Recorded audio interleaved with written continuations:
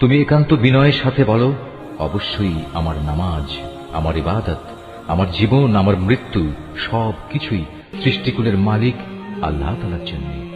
তার শরীক সমকক্ষ কেউ নেই।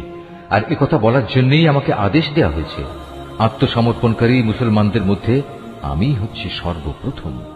তুমি আরো বলো, এরপরেও আমি কি আল্লাহ তাআলা ছাড়া অন্য কোনো মালিক সন্ধান করে বেড়াবো? অথচ আমি জানি তিনি সবকিছুর নিরঙ্কুশ মালিক। তার বিধান হচ্ছে প্রতিটি ব্যক্তি তার কৃতকর্মের জন্য এককভাবে নিজেই দায়ী হবে এবং কিয়ামতের দিন কোনো বোঝা বহনকারী ব্যক্তি অন্য কোনো লোকের পাপের বোঝা বহন করবে না। অতঃপর একদিন তোমাদের সবাইকে তোমাদের আসল মালিকের কাছে ফিরে যেতে হবে।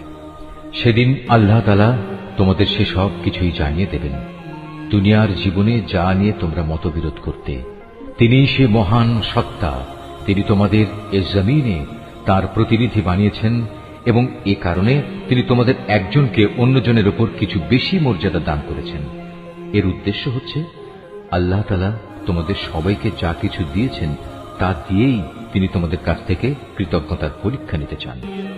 জেনে রেখো, তোমার মালিক শাস্তি দানের ব্যাপারে অত্যন্ত কঠোর ও তৎপর। আবার তিনি বড়ই ক্ষমাশীল ও পরম দয়াময়। أتى ضيف يبشر بالجنان